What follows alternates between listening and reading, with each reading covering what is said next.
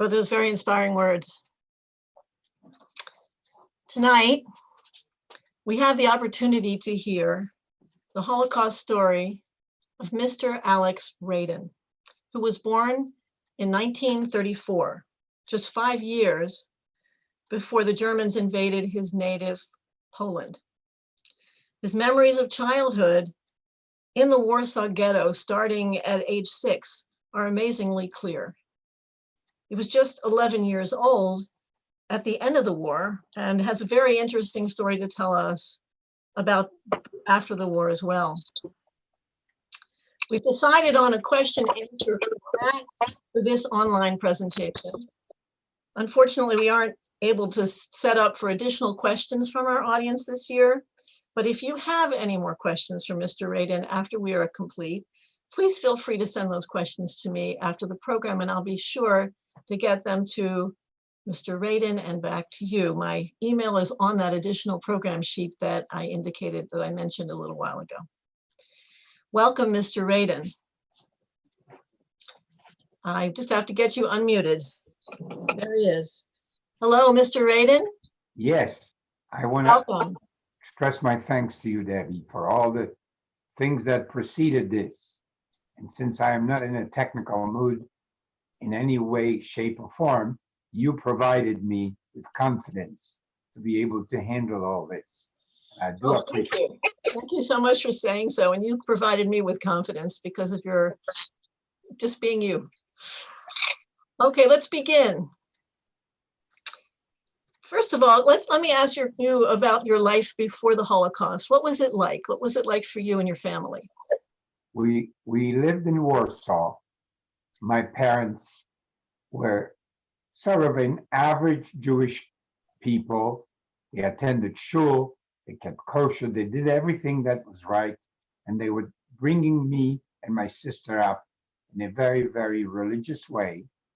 We attended the big synagogue in Warsaw called the Nozik Synagogue, and my father was in business on his own. He was a manufacturer of furniture, and in those days, of course, people had to buy furniture like closets, which is what he made in order for people to have a place to store all their clothes and things. My mother was a teacher. She actually taught in a Hebrew school, and Janusz Korczak was the principal at the time. Later on, we learned about him, that he died along with his children. But the two of them were doing their best and really were very nice. We lived in a nice apartment in a section of Warsaw called Praga, which is like another behind the river. There was a river. On one side is Warsaw, and the other side is Praga. We lived in an apartment. I was on the first floor with a balcony overlooking everything else. So that was our life. I just, as far as I remember, we were comfortable and pleasant. Life was good for us. How old were you at that time? I was 5 years old. I was born in 34, and for those first 5 years, it was very, very wonderful for us. My sister was born in 38, so a year before the war, and for 3 years, I had no siblings, so life was good. And did you have extended family? Well, we did. We had uncles. My father had brothers, and my mother had a sister, all of whom, I'm sorry to say, perished in the Holocaust, except for one or two who actually left Poland before the war. So they survived. But out of those who stayed in Poland, outside of my family, did not survive. So if members of some of your family did leave, did your parents ever think about leaving Poland? Actually not. They were not aware of what the Germans were doing. There was no communications. There was no well, there was a radio, and the newspapers never reported anything. My father had a good life, had a good living, and he had a lot of non-Jewish friends who worked for him. And he never thought of emigrating anywhere. And the others who did leave, like my Aunt Fanny, who came to America, it's because she got married to a man who wanted to go to America, and so she joined him and left. And most of the others stayed where they were. We were not aware of anything that was going on when Germans occupied Czechoslovakia and other places until they came to Poland. Thank you. What was your earliest recollection of the German invasion of Poland? I do remember that very clearly.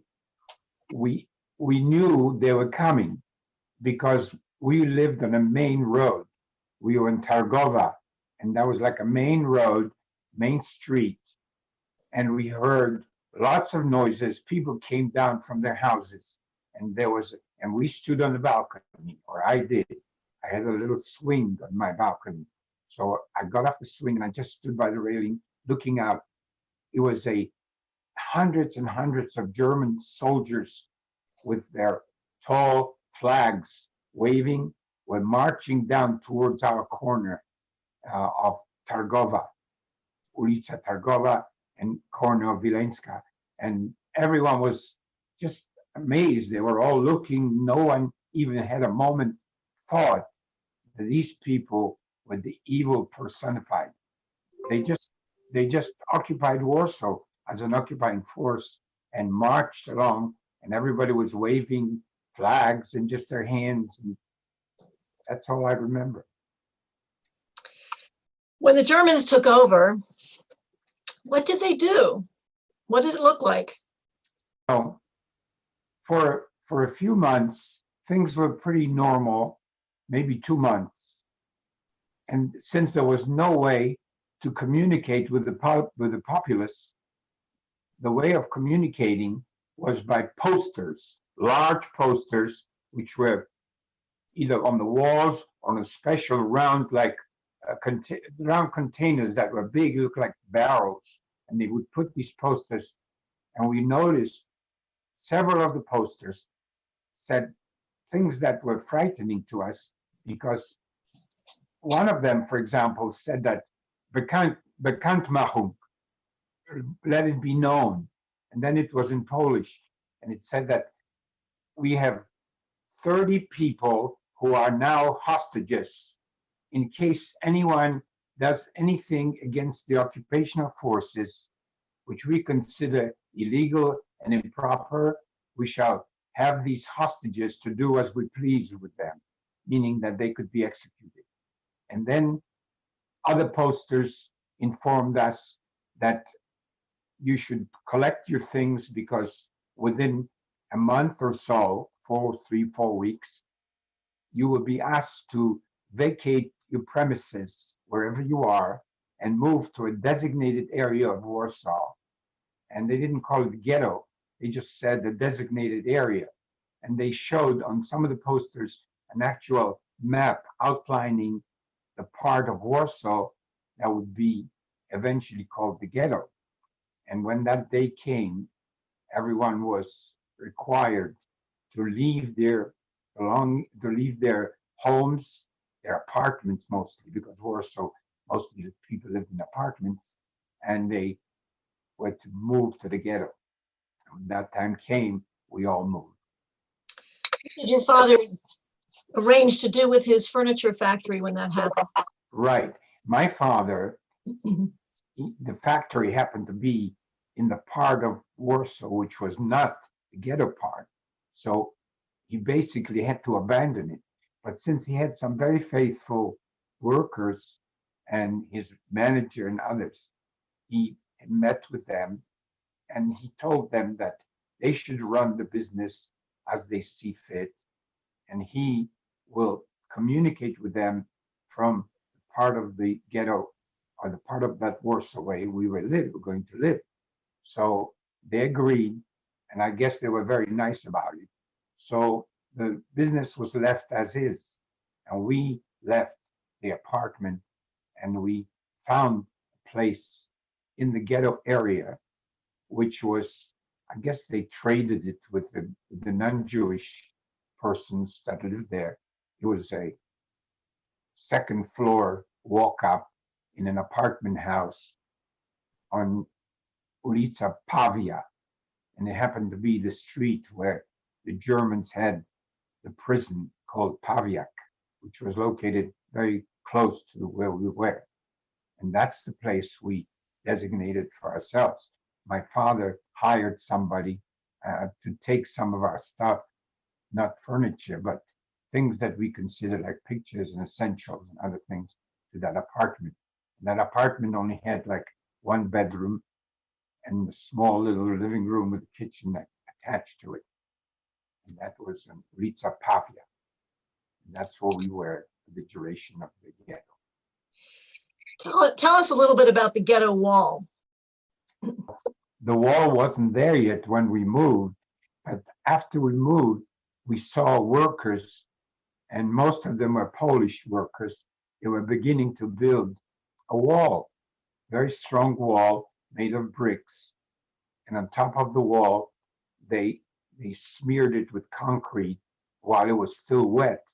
They took bottles and broke them, and the jagged bottles were stuck into the concrete. So when the concrete settled, the top of the wall was like an impossible way to cross it, because the jagged edges from the bottles prevented you from climbing over. And slowly, slowly they built. In some streets, they built the wall in the middle of the street. On one side was the ghetto, and on the other side was the Ariska Strona, with the Goyish side. And I remember that a certain couple that we knew, husband was Jewish and the wife was not.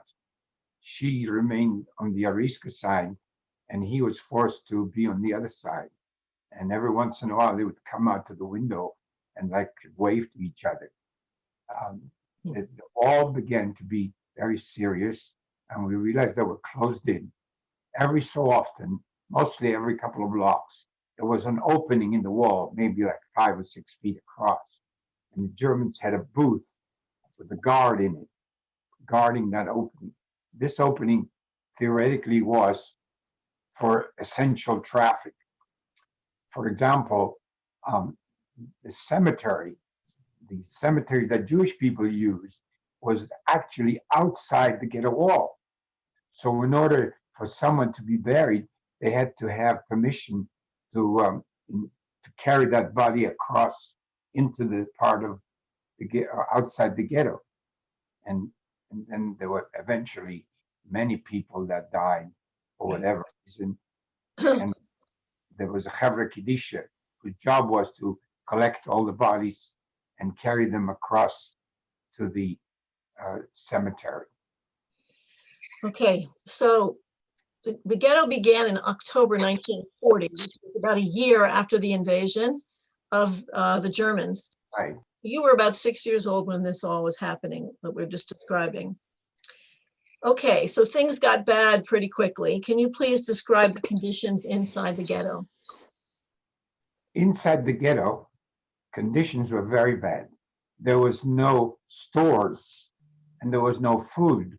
And the only food was what people smuggled in through various holes in the wall. People were starving.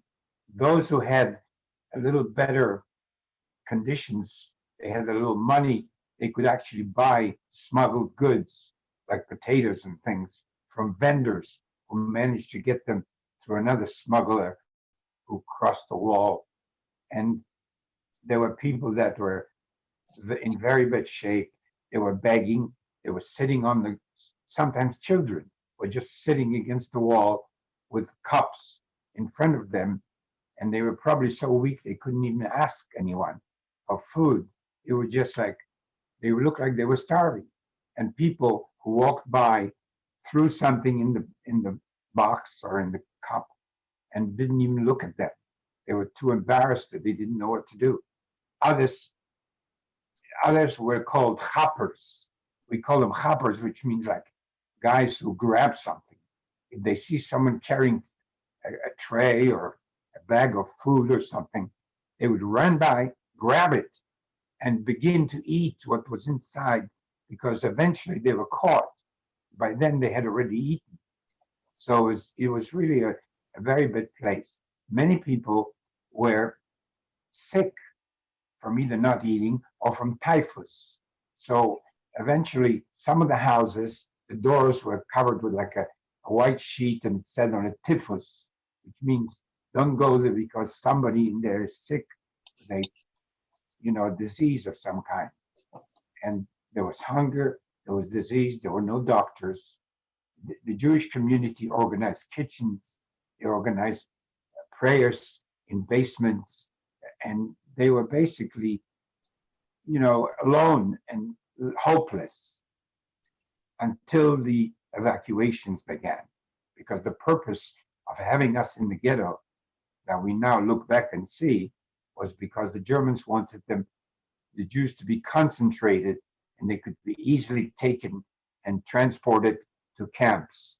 So was the purpose of it. But they hadn't began the actual evacuations from the ghetto until a certain time that they decided to do that. Tell me the story a little bit about the manhole. Well, what happened was once the evacuations began, the Germans came in with trucks and with soldiers on the trucks of German Nazis, and the trucks made that klaxon noise like so we knew they were coming. And when we heard that, we knew they were coming to get us. So this, where we lived on Pavia, Ulica Pavia, it was a series of houses, like 3 floors, surrounding an area in the middle, like a little park or a little couple of benches. And we used to go there and sit down. But now that we heard the klaxons, we knew they were coming. Someone says, let's hide. And people that were standing didn't know what to do. Somebody pulled open a manhole cover, which was in the middle of the courtyard. And we started climbing down. About 15 of us, I think, got down there. My mother carried my sister, and I sort of, my father's hand, would climb down. And then we managed, someone, only the adults, climbed back on the ladder and pushed the manhole cover above us. So it looked like there was nothing going on down there. But we heard boots of Germans. We also heard things like Juden, raus, like meaning come out wherever you are, or we'll shoot you or something. Or they said Hände hoch, which means raise your hands, so there would be no danger to them. But anyway, while we were down there, we heard the noise upstairs, but we were very quiet except for my little sister, who was the only baby there, and she started to whimper. And the people said to my mother, just keep her quiet, hold her mouth, don't let her talk. But my mother saw that she was turning red and blue in her face. And she said, no, I can't do that.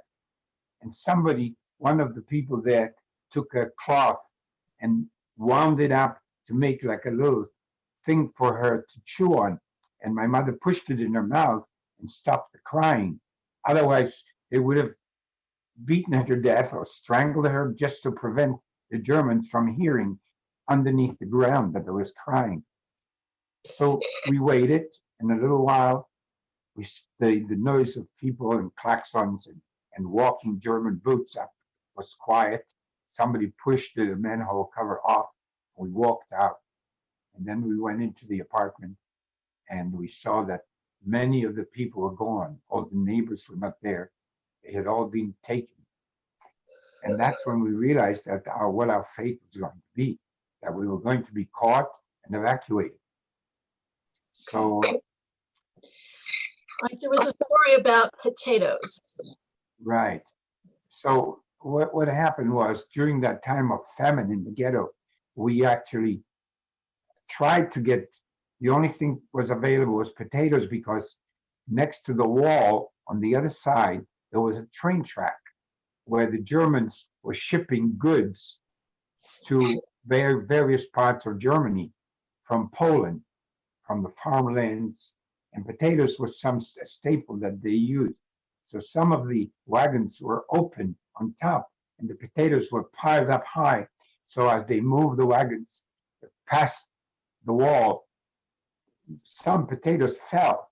So I don't know who did it, but someone removed bricks from the wall, the lowest bricks, and we, the kids, would climb through the hole, and on the other side, we would gather as much as possible all the potatoes that were found on the floor, on the ground, and put them in there like a sack and carried them back through the wall into the ghetto. And as we were carrying them, there were non-Jewish kids our age who knew we were Jews, and they started to yell at us, Zid, Zid, and they yelled, and one of them even had a razor blade or a knife, and he cut the back of the sack, so the potatoes, before we had a chance, the potatoes actually fell on the ground, and they were lying there. We climbed through the wall, pushed the bricks back, and that's part of the potatoes were being cooked. Many of them were frozen potatoes. We were kind of used to it. And my mother would just cut the freezing part off the potatoes, and we ate the rest after it was cooked. So that was what you were asking about potatoes, right? Right. That was fun. It was a story about the wall down the middle. You're walking with your father. Yes. And the wall in the middle, we happened to be walking. And if you stood next to the wall, they couldn't see you from the other side. But we were walking on the side away from the wall, on the like a street side where the pavement, and all of a sudden we heard shots from the other side. Someone on one of the higher floors, was maybe a German or maybe somebody that had a gun, was shooting at Jews on the side that we were walking.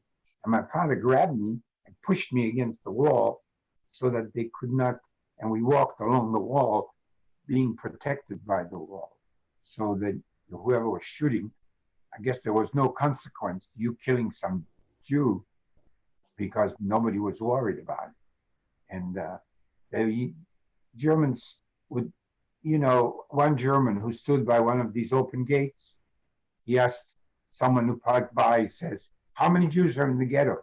And if the man would say something, that he would take his gun and went bang, bang, bang. He may have shot 2 or 3 walkers. And then he says, now there are 3 less people there in the ghetto. And he was laughing and smiling. This was the way they treated us. This is a funny question, but I think it's worth asking. Were you frightened? I was terrified. And I must say that it was a different time and a different world. I was 7 years old, 8 years old. I was like an adult in terms of knowing that I could be killed any moment. And I was very frightened. I held my father's hand and just tried to guide myself along with him. And hopefully I didn't. My father says, if you see a German, don't look them in the eye. And don't turn your face away. Just walk straight.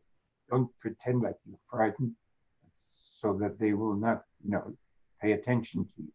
So I did that as much as possible. Was there work for your parents to do in the ghetto? Right. So as the ghetto became less and less people in it, those who stayed behind, the Germans decided that they would make them work. And they gave out these work permits, which were like cards that allowed you to work. There was a factory nearby on the ghetto side that manufactured wooden shoes. Shoes that the bottom of the shoe, instead of leather, was a piece of wood shaped in the form of a foot, and then 2 pieces of cloth would hold the foot inside that leather, that wooden bottom. And so those people that got these permits go to the factory in the morning, work on this, cutting out on like cutting machines. They cut out the shape of the shoe. Now, my parents didn't want to go without us. So whenever they went, and this was about a month or so, they kept going every day because the Germans said anyone who is working in our factory will not be evacuated, as opposed to the other. So we worked in the factory, and my parents were, and me and my sister, who was now old enough, I guess, to like play with me, we There were old mattresses with straws in one room, and we played there. We just stayed there and played there. Every once in a while, my mother would come out and look at us, and there were other kids playing. And that's how we were surviving. Now, of course, it just so happened that the German plan was to evacuate everybody, including those who worked in the factory. And they felt there was enough shoes for the camps. One day, they came, about maybe 15 German soldiers, ran up the stairs to the second floor when my parents were working. And there were lots of people there. And they say, Juden, raus, and everybody was made to go down the stairs and line up in rows of like 5 abreast, one row behind the other. But by then, one German came into that room where the kids were playing and started to, with a rubber truncheon, he was like hitting the straw. Once in a while, he would hit a kid in the head, but mostly they were trying to get us to go down with our parents. And they said, raus, go downstairs, in German. And we ran down, and fortunately, they were right there, and they were waiting for us.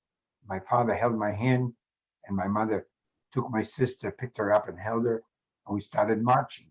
And on either side of us, there were mostly, they looked like Germans. I think they were Ukrainians. They were worse than the Germans, to be honest with you. They were Ukrainian recruits whose job was to either kill Jews or just make sure they do what they're told. We were marching. We didn't know where we were going, but we kept on marching. And if anybody stumbled and fell, some guy would walk over to him and hit him so strong, and the guy just fell. Maybe he died or maybe not. We just left him there. And that's how we walked. We walked for maybe a half hour on a big street in Warsaw, and we were heading somewhere. And as we were going, there were trolley cars. There were tracks and trolley cars, like they do like in San Francisco, but those were trolley cars that were empty. And as we passed by their trolley car, my father grabs me and says, Alec, listen, the next trolley car, I want you to jump into it so no one will see you. Lie down, and when the column passed, I want you to get out of the trolley car and run back to our apartment and stay there till we get back. Obviously, I didn't do it, even though my father was so strict about it. He almost squeezed my arm so hard that we passed the last trolley car, and I did not go into the trolley car. I would never leave there. And as we passed by, there was no more cars. And all of a sudden, we came to this big, it looked like a giant field full of people sitting and standing and walking. And they were all waiting for a train. As the train came, it was mostly freight cars. And they were just shoving people into the freight cars. The closest to the freight cars, they're pushing them in, maybe 30 in a car. And then they pushed the doors of the car and closed it so the people there were stuck. In the next car, they filled up, and if anybody didn't want to go, they either shoot him or hit him or whatever. So my parents, I guess, realized this is it. And like a miraculous thing happened. My father saw a Jewish policeman, and there were quite a few. They had an armband, and it said on it like Jüdische Polizei. They gave them a little more freedom to boss people around. And they had truncheons. They wouldn't give him a gun, obviously, but the truncheons. And he saw one that he knew, and he called him over, and he's called Mietek or something. Mietek. He says, my daughter, Frida, is thirsty. We want water. So he says, no water here. So he says, could we go into a house? And there were many houses around that field, homes that were abandoned. So he went over to a German guard who just wasn't even paying attention. And he says, could you let them go get water?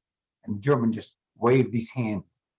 And the 4 of us, we walked quietly without making any disturbance into that house, which was empty. And then, of course, we looked behind. No one was paying attention to us. And we started walking up the stairs to the 3rd floor. There was an opening in the roof. like every home there had a roof opening, and there was a ladder. My father pulled on the ladder. We climbed up on the roof, and he says, keep low, don't stand." And we moved away from the Umschlagplatz and away. And next house was right next to this house. We climbed over to the other one, and then another house, another house. We were about 5 or 6 houses away from the Umschlagplatz. Then my father opened up another opening, and we climbed down into the other house. And fortunately, the street was empty. We were away from that place, and we just made our way back to our apartment, which was nobody else there, hardly. Miracle. Yeah. So when and how did your family escape the Warsaw Ghetto? So that didn't take long after this. There was no other way to escape except to go through the wall, the openings in the wall where the guards went. And there was, if you walked up there, the guard would shoot you if they knew you were a Jew. But somehow they allowed groups of Christians or Goyim to go through the wall and go into the ghetto.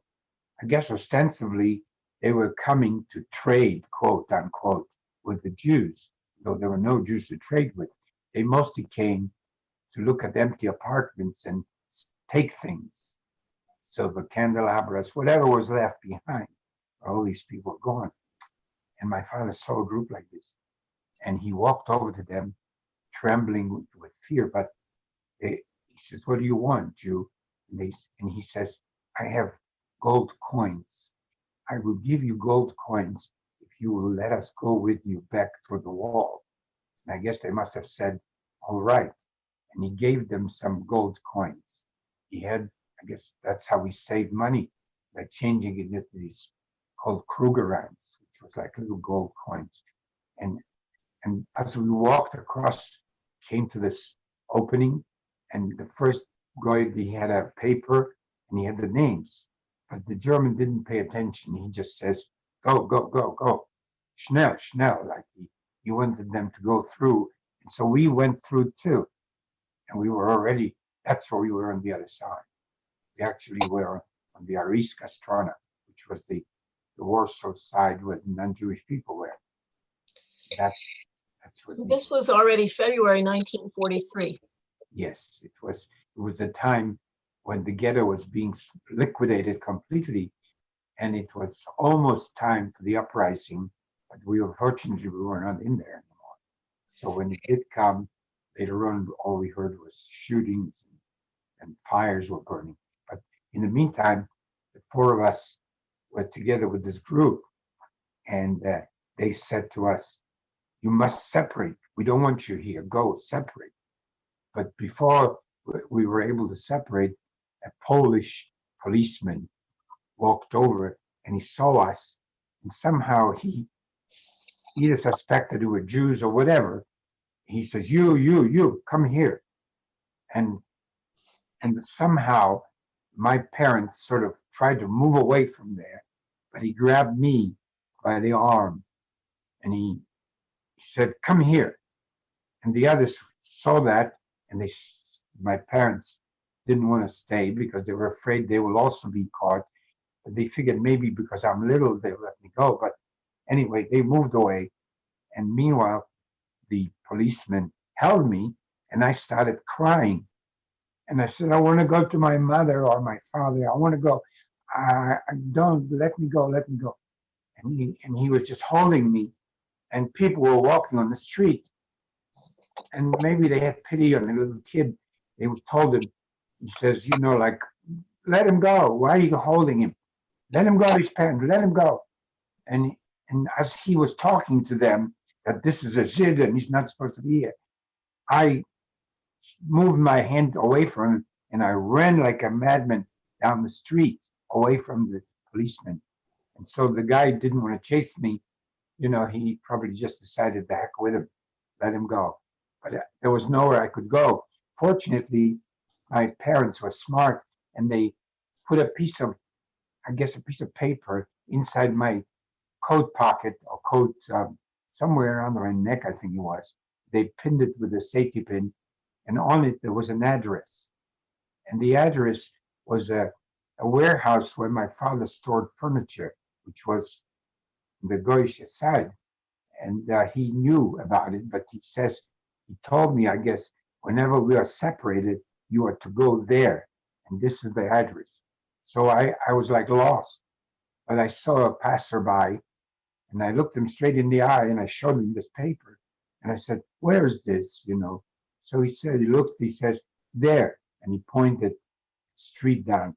So I went over there, knocked on the door of this warehouse. It was like a building with a warehouse. And somebody came to the door and looked out and saw me, this little kid standing there. And he says, you must be Itchik's son, aren't you? I said, yes. So he says, come in. And he slammed the door and took me inside. And he says, listen, don't go to the windows, don't go anywhere. And the place was full of furniture, mostly couches and closets and things. And it was dark. But he says, stay here. You see this couch, you sit on this couch until your mother comes to get you. And then he walked away. Well, I just sat there. Night came, I fell asleep. In the morning, somebody knocked and this man came, opened the door. It was my mother, a young woman. He let her in. And she says, where's my son? And he said, on the second floor, go there and look for him. And she saw me and grabbed me and hugged me, and she brought me something to eat. I think that what she brought me was a few slices of black bread and sugar. She put the sugar on the bread, and I ate it. And there was water she gave me to drink, and she was a little bit afraid to stay because this man who was watching this place was looking at her like in a kind of a bad way. And she says, Alec, I have to leave you and I'll be back. And please don't cry, I'll be back. And then she left. She came back later, either was in the middle of the night or later, and she talked to me. And then I had to stay another day. I must have stayed there a while.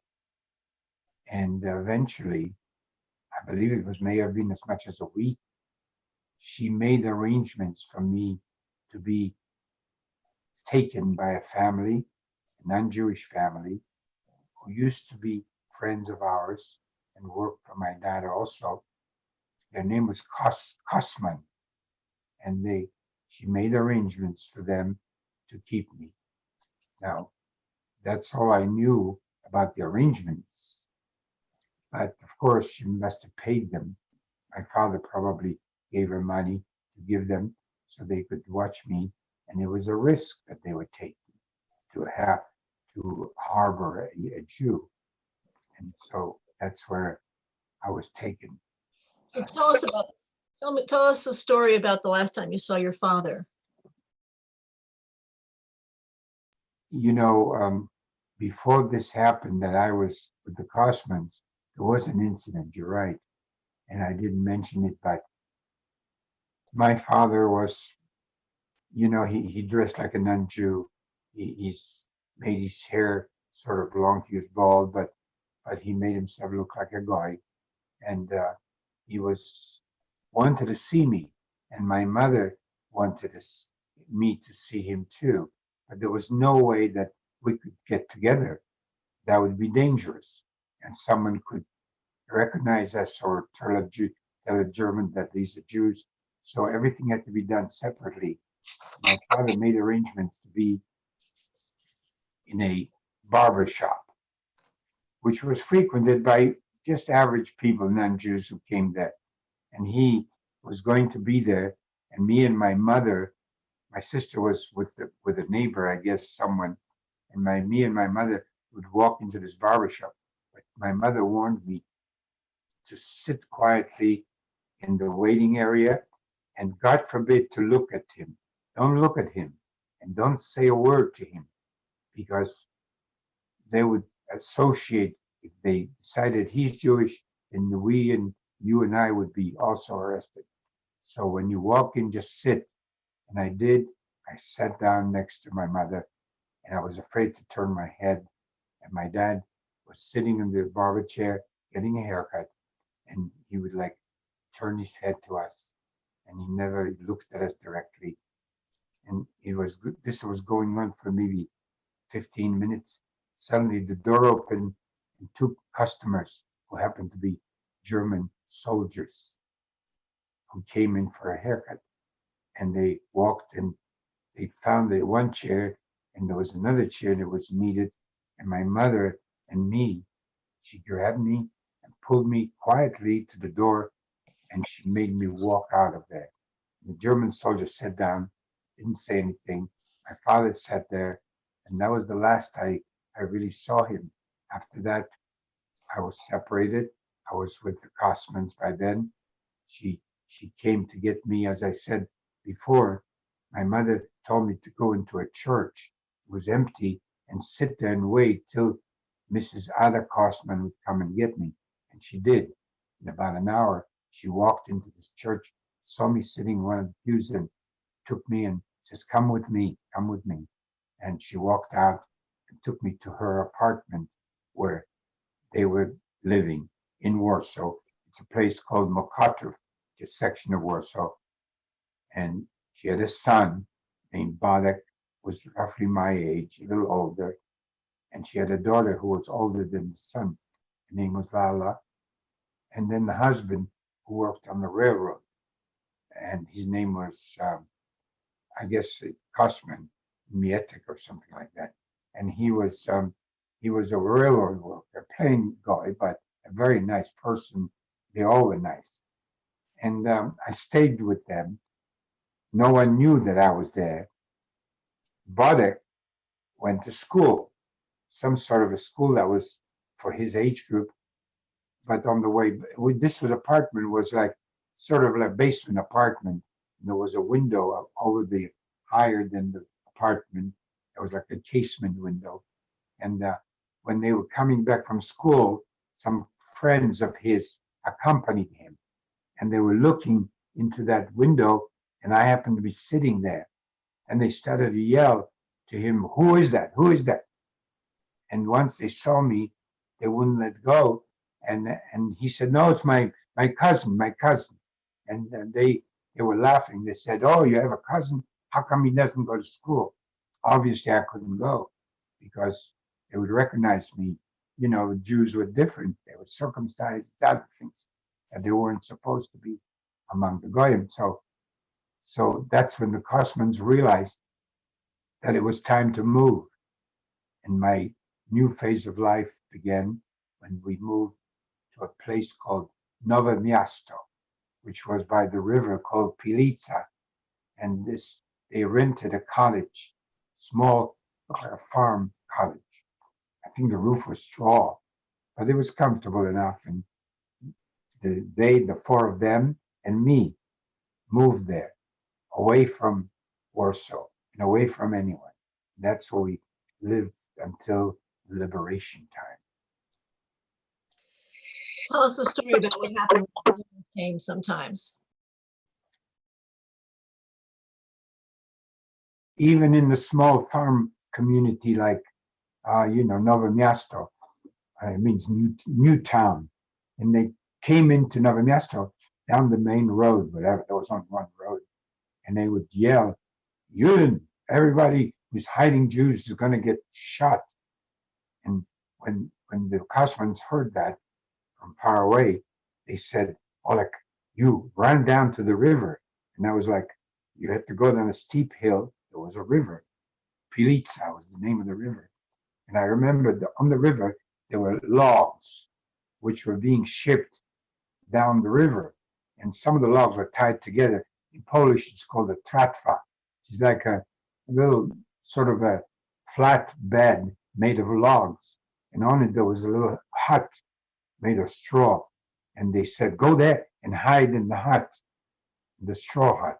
And I would sit there in the straw hut and hopefully they would come and get me, which they did. After about an hour or two, Bodek, the young man, would come down and he says, oh, come out, it's okay.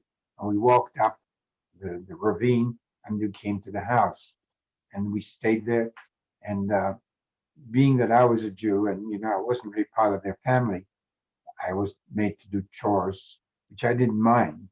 One of the chores was I had to get up and make the fire, like build a fire, because it was a fireplace and the fire warmed the whole house. And also the fireplace was used for cooking. So I built a fire. And then the next thing I had to do was take a big milk container, like a metal milk container, and go to the farm. I guess it was a cow farm, and they had cows and goats, which was about a mile away. And I asked the guy to fill up the container. So he took the top off and he milked the cow or the goat, whatever, into that container, poured it in, and he did it like 2 or 3 times. And then I gave him the name, Cussman, so he wrote it down that they owed him money. And then I brought that back there. And that's how we stayed. Christmas time, they celebrated. They had a tree or whatever. And for me, they gave me a book to read. And I sort of, they tried to make me join. First, they knew I was Jewish. So they tried to be nice to me and not to force me to anything. But I cried every night. When I covered myself with a blanket on the little thing or cot that I slept on, I would sit there and cry, because what was my fate? I didn't have a mother. I didn't have a father. I just lived with people, basically strangers. And I never knew whether my mother would ever come and get me or my dad. So I cried. And in the morning, so it was all over again. Go make the fire, do this, do that. Well, as time went by, the war came to an end. It actually came to an end. I guess it must have been east of us, and the Germans were running back the other way. They were going towards Germany, because the Russians were coming this way. And the Russians took no prisoners. They were very tough against the Germans, mostly because they saw what the Germans did to their own homes, which they passed by, to the villages, how they destroyed everything. So they were very cruel to the Germans. They would shoot them on sight, and they would take no prisoners. When they took 2 or 3 prisoners, they gave it to a soldier, a Russian soldier, to take them to a barbed wire place.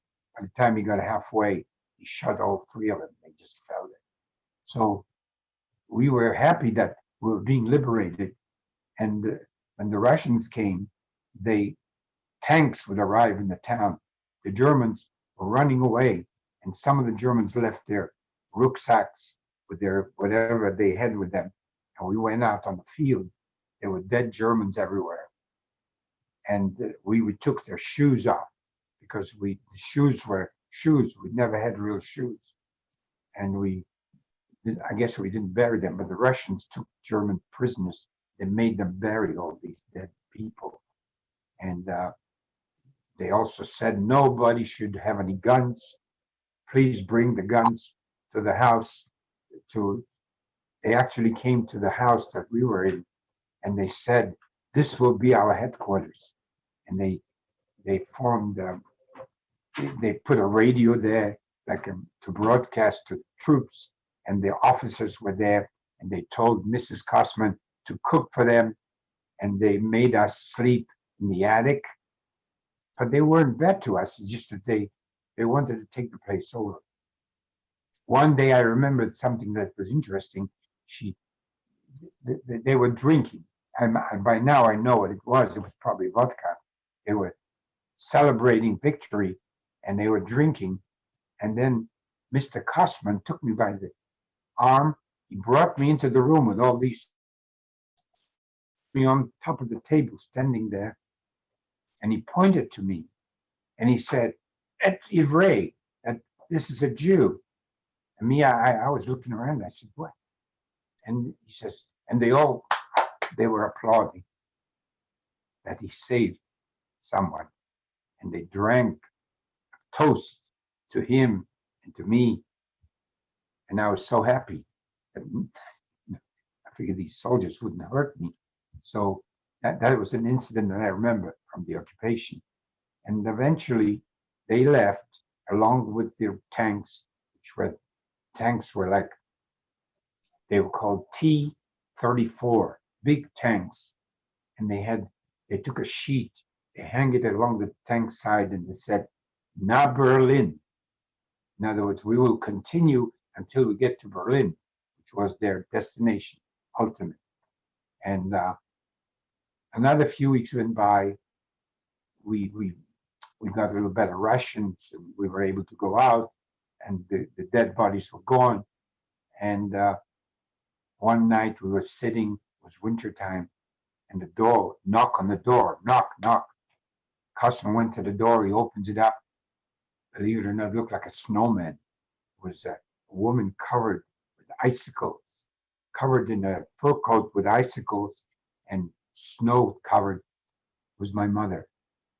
She came, and she came to get me. That was like the happiest moment in my young life, that my mother was there to get me.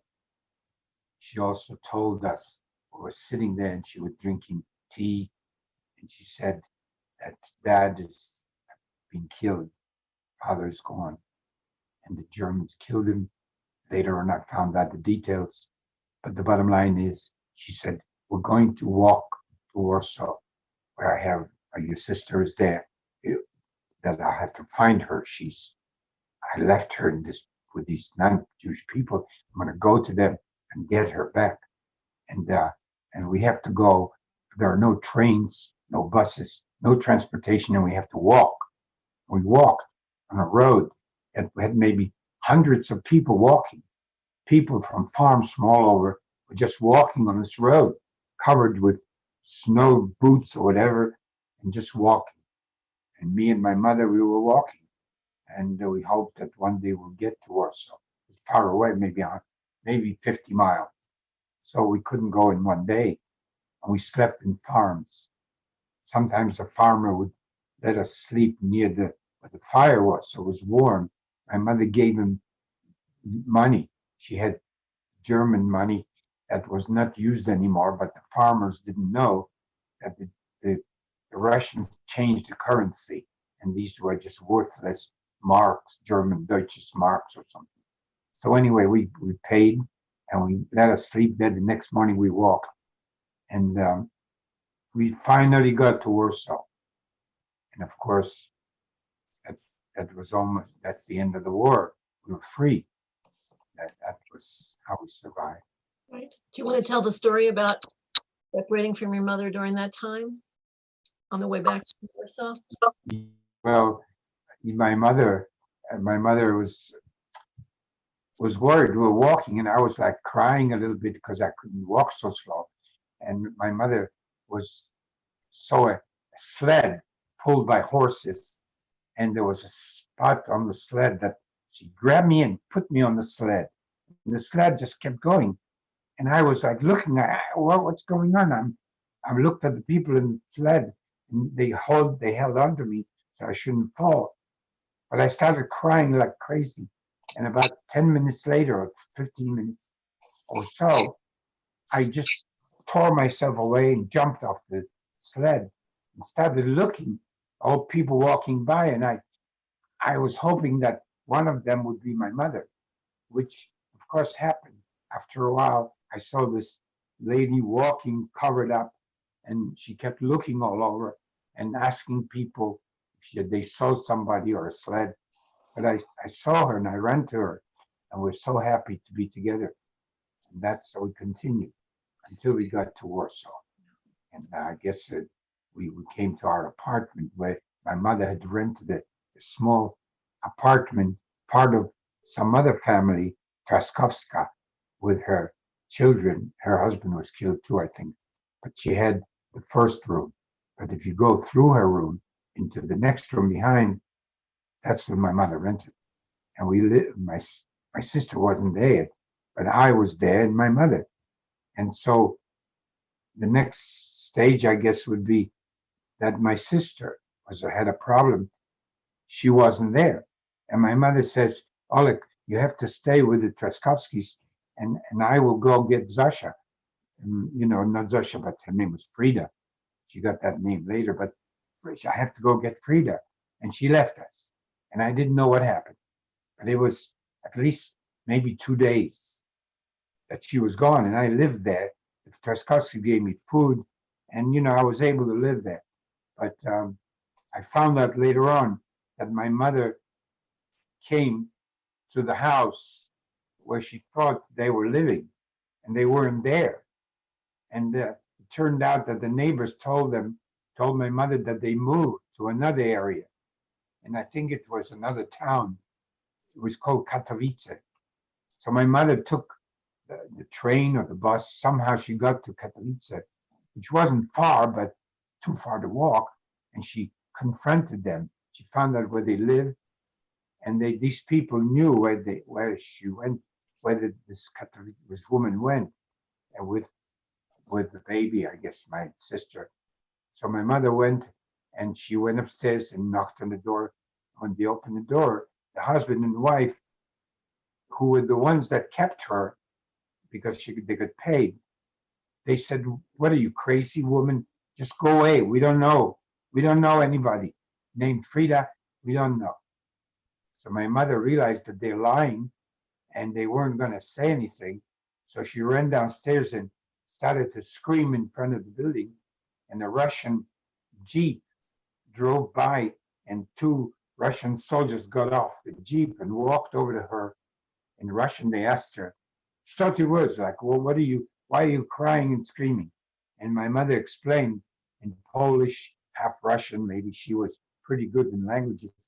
And she says, they stole my daughter. So what do you mean? They took her, they kidnapped her. So the Russian guy, maybe he was not altogether sober, but he was real mad. He says, "Idi, Suda, come with me, like, let's go upstairs and confront them." And when he went upstairs, and these two people, this husband and wife, saw this Russian with a Russian gun, like a Pepesha, automatic. They were so afraid that they started shaking. And my mother says to them, "Where is Frida?" And the Russian says, "You better tell us the truth." And the men started mumbling in Polish that 2 months ago, we were so afraid that the Germans would find a Jewish baby in our house. We gave her to an orphanage. And we said, "Where is it?" And they pointed. It's down the street, somewhere like in a couple of blocks away. There was I guess, run by the nuns. Sisters of Charity was the name. And the Russian soldier grabbed this guy and he put him in the Jeep. My mother was with him in the Jeep, and they started driving. They came to the orphanage, and the sister came up like a nun with a big head cover, and she said, "I don't know.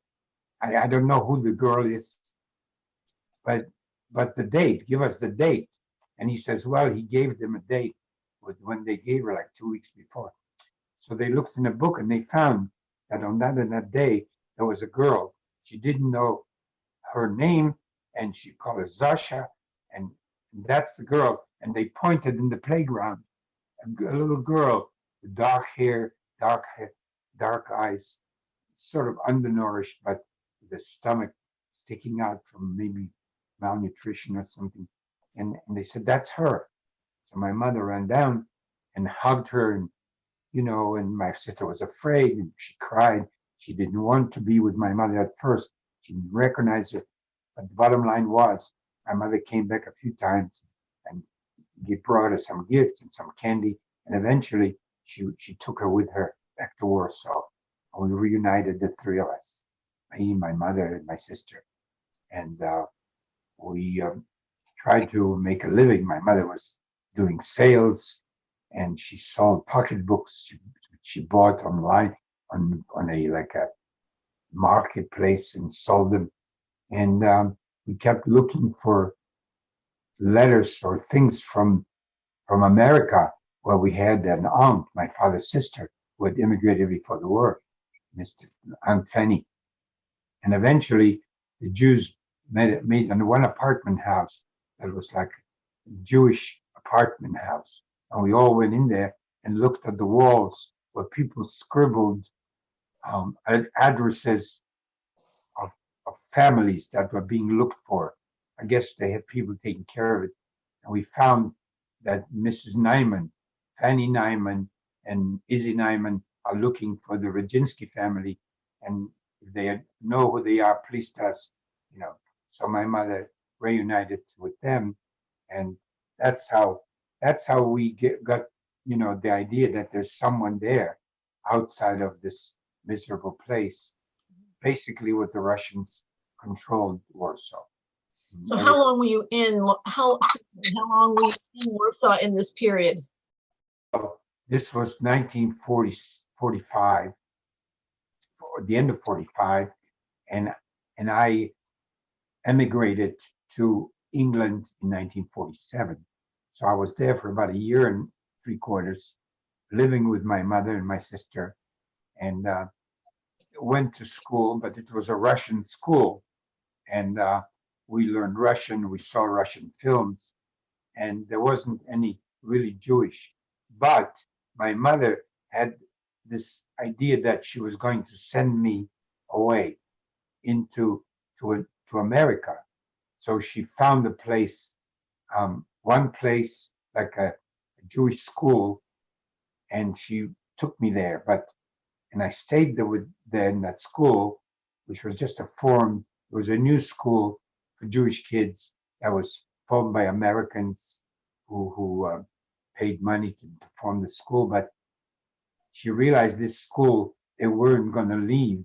They were just going to stay there forever in Warsaw. So she took me back. Then she found another place. And this was in a place called Otwock, which was a town near, it was a train ride from Warsaw. And there was an orphanage there called Dom Dziecka, Home for Children, which was run by the Jewish Komitet, and they were helped by Jewish organizations. One of them was a place, I guess they were called Dror, which is a Jewish organization that believed in rebuilding Europe for Jewish people. And this Dror, of course, was not planning to go anywhere. They were going to keep us and have us rebuild Poland for Jewish people. And we knew, I was a little kid, so I didn't care, but they treated us nice. We developed all kinds of illness, including like between my fingers, there was such sores, which they treated with lotion and all kinds of things. And every morning at breakfast time, the nurse, her name was Sister Basha. She walked around with a big bottle of cod liver oil. It was the raw cod liver oil. I don't think I would ever want to taste that, but at that time, she walked with that big spoon, and everybody had to line up, open your mouth. She pushed that spoon in your mouth, and I guess it was good because it was like cod liver oil that was supposed to help you get back to your normal self. But she gave each person a cube of sugar, and I sucked on it to kill the taste. And they x-rayed our chest like a portable x-ray to see if we had any diseases. And then we began to get packages from America. We were so eager to open it. One package was from Israel. It was like something we never saw before. It even had a letter from an Israeli army. It had a Magen David. And it was amazing. That was like something from Israel. And they had a couple of oranges, which nobody dared to open. They would just put them on the mantle and shelf, and we all went and smelled it. It was something we never saw before. And it was amazing. And then we also got rations from American soldiers. And these rations were army rations. They had sardine cans, chocolate cans that you had to open. There was like big chocolate pieces in there. And there was other things like rice and other things to cook. We also had something called spry, which is like a fat, congealed fat used for cooking, but we didn't know. So we used it to smear it on bread. like jelly or something. Okay, Wow. let's talk about the next stage a little bit. Your mother decided that it was time for you to leave Poland. Why did she want you to leave? Because there was only possibility for me to be in this communist country where there was no facilities for even Jewish kids, like there was no shuls and places to go and daven, and there were no Jewish kids to play with. This drawer wasn't really religious. They were like secular. They were Shomer Hatzair. They were Zionists, but they weren't going to Israel. In the middle of the night, we had a bunch of kids that run away from there. They were taken to Marseilles and from there to Israel. But so she took me out of there. And then by some miracle, she met Dr. Solomon Schoenfeld, who came to Poland. He was a representative of the British Jewish community. And they sent him to Poland to collect Jewish children. But he was also a chaplain in the British Army. So he put an ad in the paper which said that Dr. Solomon Schoenfeld, a representative of the Union of Jewish Communities in England, would like to get children, Jewish children, and take them to England and orphans. And if you have an orphan child that's Jewish, bring him to me in this hotel called the Hotel Polonia, and I will be happy to pay you a sum of money and take the child away, take them to England, possibly reunite them with their families, which was a promise that couldn't be kept, but they didn't know that. And my mother took me there to the hotel, and she said he's an orphan from his father, and all our family was killed. So he was very nice. And Dr. Schoenfeld I remember because he had a Jewish star on his lapel, including like two tablets, like a chaplain, a Jewish chaplain, basically. I had never seen a soldier with a Jewish star. So I was like amazed. It was like something that I had never seen before.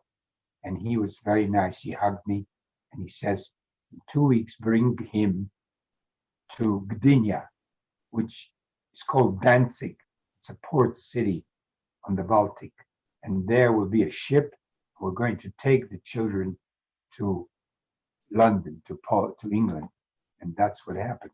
We went to Gdynia and we joined the group, and he took me with. It happens that there was no room for me, but he gave me a name for someone who didn't show up, named Maevsky.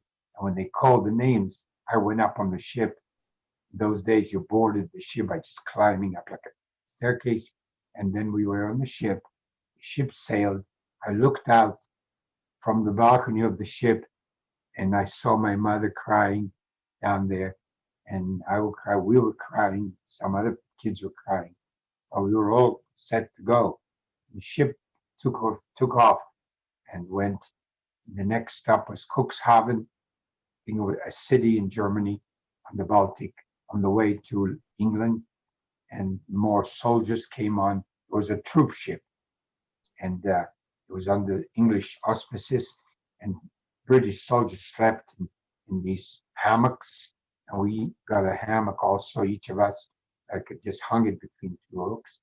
We slept on it, and after a couple of days, we came to Cuxhaven, and more soldiers came, and then we left Cuxhaven and continued on to Scotland, in the northern part of England called Edinburgh, which is also a port city, and we disembarked, and there the same day, we took a train to London, which was south, maybe a day of traveling, and we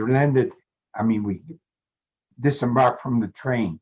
There were about 30 of us, all boys, and we disembarked. It was a train station in London called Charing Cross Station, big station, and in Charing Cross, we were lined up near the train. The train had gone. We stood there in line waiting. It happened to be Friday night, which is now for me, I think back, and there were people waiting for us. One of them was Rabbi Gedalia Schneider, whose father, Moshe Schneider, had a yeshiva in London. But there were others, including representatives from Dr. Solomon Schoenfeld's school, that was more like we'd call a conservative school, I guess. And there were others from a school of Reform Jews, all wanting children to take. Well, they formed us in 3 rows. The middle row, I stood there with my friend George Mandelbaum and others, and then on my left, 1 row, my right, another row, and each row waited for their turn. Well, it turned out by, I guess, Hashgacha Pratis. It was like a miracle that my row, the Rav Gedalia, took us. He says, you come with us, you come with us. And Friday night, we boarded a bus, school bus, and maybe it was like, maybe I would say about 10 or 12 of us on the bus. We drove the bus to Schneider's yeshiva, to the dormitory. They showed us a place to sleep, and we would be able to get up in the morning. He explained to us, Rav Gedalia said, it's the Sabbath. You're supposed to, if you have any coins, please just leave them on the floor. And then after the Sabbath, you can take them. And the next day was the Sabbath. And they told us to come into like a little sanctuary. And he announced that any of you at 13 years old, or close to 13, or a little bit over 13, come, stand on the bima, which was they covered with like a blanket of some kind. 4 guys held it, and we all recited the blessing for the Torah. It was, I would say, my bar mitzvah, basically. And then from then on, of course, I began to be used to that yeshiva, which was Schneider's. It was a miraculous place, poor but miraculous in many, many different ways. And those who were there were lucky. How long did you stay in England? England, I stayed there from 1947 until, by the way, I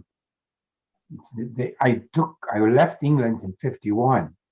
So I guess it was about 3.5 years. And during that time, while I was in Schneider's, my mother corresponded with me. She tried to help me as much as she could. She would send me letters with a dollar bill inside. But then the post office found out, and they removed it. They like steamed open the envelope and took out the dollars.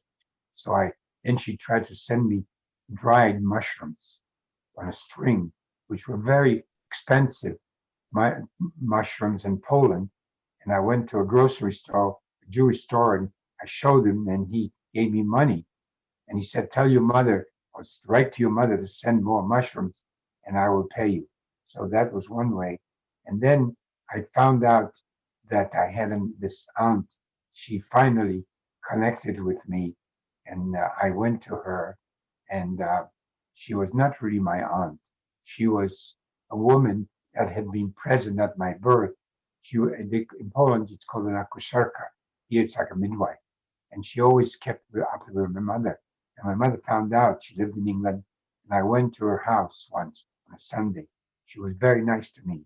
She wouldn't take me, and I don't know if they were kosher or not, but she was very nice. And on Sunday, she let me stay there, and she had a son who was her businessman, and he was very nice too. And so I kind of, lived at Schneider's. But in the meantime, I was making plans to go to America. So I went to the American Embassy. I found that it was on Grosvenor Square. I guess that's in London somewhere. And I went and I made an application. And because I was born in Poland, and I had no paperwork, they gave me like a stateless passport. Stateless meaning I don't belong to anyone. And they told me that if I'm Polish, I could come to America only on a quota, which was like a number quota. Everybody got a number. And when your number came out, you could apply for a visa. So I did that. I took a number, went back to the yeshiva and waited. And one day I got a call, no, not a recall, I think it was a letter sent to the yeshiva that Oleg Zadinsky is now, his number came up on the Polish quarter, and he needs to get an affidavit from an American relative. It's called an affidavit of support, that I will not be a burden on the state of America or whatever. And then it took an X-ray of my chest. There was an X-ray machine in the embassy, in the American embassy in Grosvenor Square. They had a medical room, and they X-rayed people. And me, they X-rayed. I guess they wanted to see if I have a disease, or I wouldn't be able to go to America. But eventually, my Aunt Fanny in America sent a ship's card and an affidavit and everything. Ship's card meaning a prepaid passage, and of course, that's how I got there. I went on a ship, a beautiful ship, Mauritania, U.S. ship, I don't know, it was an American ship, I think it's called Mauritania. It belonged to Cunard White Star, if I recall. On the ship was a passenger ship. We were, of course, me and a couple of boys that got on the ship. We stayed in a third class, whatever. And there were first class, fancy passengers. I even saw movie stars there. I think one of them was Sir Laurence Olivier, whom I didn't know from Adam. But apparently I had an autograph book. We all did. And we asked people to sign their names. I even got his signature. Wow. Okay, so you're now in America. You arrived, and you Fanny, your aunt. my Aunt Fanny came, and she was crying, and she came it was in Brooklyn, the Brooklyn Navy Yard, where the ships landed, and she cried, and she's Oleg, that was my brother's son. But then she didn't like what I was wearing, some old clothes, and she took me into her house, which was in Brooklyn near Eastern Parkway, somewhere near the Lubavitch place. They had, I forgot the name of this, but they had an apartment, and she gave me new clothes. She took me to a doctor. I couldn't hear good, and he rinsed out my ears so I could hear. And she realized that I couldn't stay with them. She had a son, and he was laying me for his bar mitzvah, and I was a bit older. Anyway, the bottom line is Chaim Berlin was next, within a few blocks away. And so the Yeshiva Chaim Berlin was on Stone Avenue in Pitkin, which was not too far. And I guess she must have gone there ahead of me. And she asked Rav Hutner and whoever was in charge, Mr. Hartstock, who was like the principal, and not the principal, but the administrator. And she said, I'm bringing you my nephew, and he was in the yeshiva in London, and it would be a pity if he didn't continue his Jewish education. So I appreciate you could take him. And they didn't charge anything for her. They took me for free, and I stayed in Chaim Berlin. And I was there on Stone and Pitkin. This was a big building. The yeshiva was there, Rav Hutner was there, and he gave us shiur every Friday. I made friends. I had a shiur. Rav Shurkin was a big Rav, very good Maspia in the Torah, and we went to him. I was learning. I was doing well. I was very happy. And of course, I was getting a little bit older. It was time to look for shidduch. And I guess I was just a miracle that I was lucky. So let me just ask you quickly about your secular education, just very briefly. At this point, you had strong Torah education, but you'd come to America without much on the way of secular education. I had very little English speaking, yes, because in London they spoke English, and the yeshiva was in Yiddish, and so I knew Yiddish, but I also had a little bit of English, very little. But when I came to Chaim Berlin, I went to Thomas Jefferson High School, night school, and there was special classes for refugees. in the Thomas Jefferson High School in Brooklyn. And I went there. Eventually, after a year or so, I got a diploma. I don't know if it was a real diploma, but they said you graduated. So then I applied to Brooklyn College. And I said, I know English, I can speak, I can this. And Brooklyn College took me for night classes. I couldn't go in the daytime because I was in yeshiva, but the yeshiva made arrangements so we could go at night. And I was in Brooklyn College night classes. At that time, there were a lot of Jewish kids in Brooklyn College, and I was one of them. And so I had an education in Brooklyn College. I didn't graduate because things happened that I had no relatives. So every summer, all the kids went back to their homes, whether they lived in Brooklyn or New York or Philadelphia or Chicago, wherever. And so I was one of the few that stayed back in yeshiva, and there was enough food for me, but there wasn't really anything, there wasn't nothing going on. So I got a job and I went to a hotel. They needed waiters and busboys. And this was a hotel in far Rockaway. Today, I don't know, it's called Rockaway Beach, but it was in Beach 62nd Street and the boardwalk. It was called the Ocean Crest. And there were people there couples whose husbands worked in Manhattan or Brooklyn. And for weekends, they took the bus and they came there. There was no trains yet. I think there was just there was a subway. I think the subway was like an overland subway. It wasn't built in like stilts. But anyway, I was in that summer hotel working, and it was very nice. I was Jewish, and the ladies that were there all week, they liked me and they gave me extra money. And I remember I was pushing a tray of glasses, and it bumped, and the tray fell down. About 20 glasses were killed, broken. And so the owner, Mrs. Roth, it's a Hungarian lady, and she spoke Yiddish, and she came in and she said, "Oy vey, oy vey," and she was like holding her head and crying. So the ladies who were sitting, the guests, they realized that they were going to duck my pay or something, which I never got. But they made a collection, and everybody put in like 50 cents or 20 cents, and there was a pushka for me. So I got paid the broken glasses, which I never had to pay for. And so it was kind of nice. And can we hear the story? Excuse me. Can we hear the story about your wife? I think for me, even now, is my wonderful, wonderful wife, who happens to be sitting right here.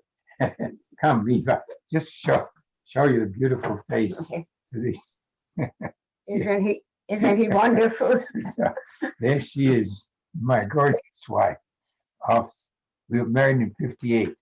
We actually, the owner, Mrs. Roth, told me immediately. He says, there was nobody else here, but there's this girl, and she is the one that I love. She's wonderful with the children. She happened to be working there. And I hear that she told my wife the same thing. She says, "Please, there are lots of boys here, but there's one boy whose name is Alec, and I want you to see him and meet him." None of them were as handsome and nice as Alex. Stop. Okay, we're gonna speed the story forward. You and your wife are married, and now you established yourselves together. You moved a few times. Just give us the overview of the last number of years. I know time is of the essence. We were a teaching couple. My wife was a teacher. She taught in Hungary. She graduated the Hungarian school, and she was an expert. I was a teacher because I was in yeshiva, and I knew Hebrew, I knew Talmud, I knew Gemara, and we got a teaching job. Torah Mesorah was the name of this Jewish organization, and they advertised they're looking for teachers if you're willing to go out of town. New York, forget it. Brooklyn, forget it. But if you're willing to go out of town, I said, "Really?" He said, "Yes, there's a man here from Kansas City, Missouri, and so he's going to tell you about the school, And sure enough, it was a very pleasing experience. And next thing you know, we packed our suitcase. That's all we owned in the world. And we moved to Kansas City, Missouri.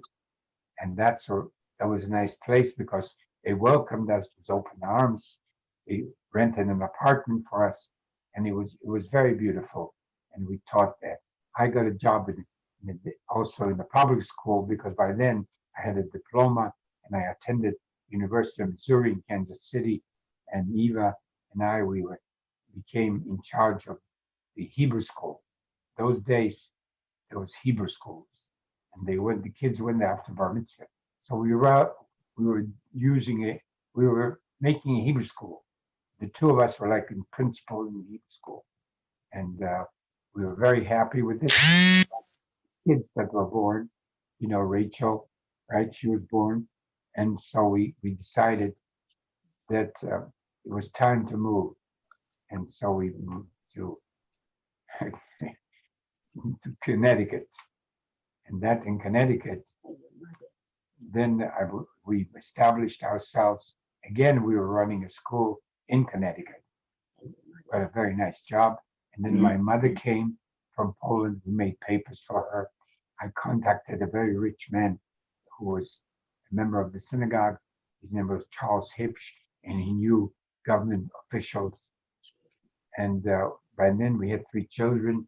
And of course, this Charles Hipsch contacted I guess his name was Stuart Symington, who was a member of Congress or something, Senator Symington. And he told him about our case. And Symington wrote a very official letter to the consulate, American consulate in Warsaw, immediately to release Mrs. Rodzinska to be reunited. Next thing you know, my mother arrived, and then my sister arrived too. Of course, by then my sister was already an older person, and she had graduated medical school. So in America, she got a job as a sort of an assistant person, and then she took the ECFMG, which is like a test for foreign medical graduates. She passed. She knew English, and she got a job right away in a hospital. And she got married, and with our 3 children, we of course we have 3 children, of course. So it was time to move because the children were getting older, and we needed a yeshiva. Norwich was very nice, but there was no yeshiva for all the kids. They had to go to Providence, Rhode Island, which was the closest yeshiva, and from Connecticut to Rhode Island was a long trip. So we made arrangements, and it was lucky because I always was able to get a job in the public school. So when I applied for a job here in Baltimore, which was the best place to go because of yeshivas and colleges and places to go, I got a job right away in the public schools, and also we started to teach in the Hebrew school, and eventually we were lucky. Everything we now, to end the story really nice, we now have 15 grandchildren with our 3 children who are married, thank God. 2 of them are physicians. One of them married a very nice man. They live in Muncie. They have 6 children. And we have now, Rachel and Moshe have 6 children. They're all married. They have children. So basically, with our 15 grandchildren, Mark and Karen and Zev and Dina and Rachel, of course, and Moshe, the 3 couples produced 15 grandchildren for us. And the grandchildren continued producing, and they now have 15 great-grandchildren. Hey, beautiful. So let me ask you one last question, which I know a lot of people are going to want to know. Did you ever have any follow-up communications with the Kosmans? Yes, we did. My mother was alive. She was alive in Poland, She passed away in '86, but while she was she passed away in America, I mean, and while she was with us, every week, she and Aunt Fanny would make a big package and clothes and whatever she could find and had them shipped by a Polish company that would ship from America to Poland every week, and it never failed. And then we found out that the Costmans had separated. He died, and the wife remarried, and the children married, changed their names, and that there was, once my mother passed away and my aunt passed away eventually, there was no way for us to keep up. So when we went to Eretz Yisrael several times, but the first time we went to Yad Vashem, and we put up as much as possible memorial and to dedicate Chasidei Umot Olam in the garden with a beautiful plaque for the Costmans, and that's the best we could have done. I have subsequently talked to the American Embassy in New York and corresponded with them, trying to find the Costmans. But when you looked in the Warsaw phone book, there were many Costmans. And so the embassy said, we have no way of knowing other than calling each and every one, and we're not going to do that. So if you ever come to Poland, we will give you a free bus pass or whatever they call it to go. Maybe they were joking, maybe not. Very good. That was my connection. Very nice. So one last question. Thank you for this wonderful, wonderful testimony. How has the Holocaust affected you throughout your life? Well, while my mother was alive, I tried as much as possible to find out details about our life in Poland. But my mother was the old-fashioned kind. She says to me in Yiddish, "Was darfst du wissen denn die Sachen?" Like, why do you want to know these things? Los gemacht, sei gesund and stark, leb dein Leben, and don't dwell on the past. But then my father, in fact, found that he was shot. And, she did tell me a few details which I could not have possibly known about my father and how we escaped and how we bribed people, etc. But other than that, she would just refuse to talk about it. She was my only link. My sister, she went to college in Poland. She just lost track of these things. And she remembered a little more, but not very much. So the only thing my connection with the Holocaust is through what I do today. Every time I have a chance, I speak to groups. I spoke with children at Yeshiva University School for Girls. I spoke to children in different places, in Kansas City, and even in Connecticut. And I did my best, because more and more people, friends of mine, passed away, and there's so few of us left. And those of us who are left, it's very difficult for them to talk. Some are invalids, some don't remember, they lose their memory. So I was one of the lucky few that I know of who actually has this capacity. And when I go to Florida, I speak to different schools, I speak to the shul and places, and that's my way of perpetuating the memory of the people that we lost. The other is to have the children, grandchildren, great-grandchildren, to make up for all the ones never who died at Kiddush Hashem. Amen. Thank you so much. Thank you. Thank you. It's so incredibly impressive how clear your memories are. From such an early time in your life. And I do want to thank you so very much on behalf of our entire community. And thank you also, Mrs. Raden. Yes. Allow us to have your wonderful husband for this time. I appreciate the shul and you and the rabbi for giving me this opportunity to touch the hearts of so many people through this Zoom thing. And I and the children are very, very grateful for everything you did. And my wife, of course, we're just touched by this. Thank you. Thank you. Thank you. Thank you. Well, we unfortunately need to end here. Over the past year, kind of what Mr. Raden was just saying, more Holocaust survivors have passed away. We mourn their loss and thank Hashem for the extra years of life they were granted and for the Jewish families they raised. Living Jewish lives proudly and raising Jewish children is the ultimate answer to Hitler.